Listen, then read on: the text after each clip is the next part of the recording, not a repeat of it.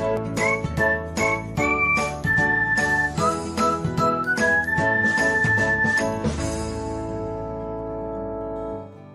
everyone, welcome back to another episode of Technologyglance.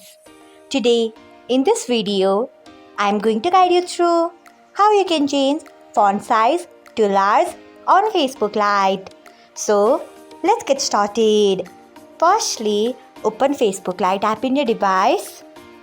Then tap on three lines icon. Next, tap on settings. After that, scroll until you find font size. Next, tap on it. Next, you can see the option of large. Tap on it. So, this is how you can change font size to large on Facebook Lite. Thanks for watching. If you found this guide helpful, we would love it if you hit the thumbs up button below. We upload great new tech tutorials like this one every day. So, do not forget to subscribe to our channel and hit the bell icon so that you'll never miss another update.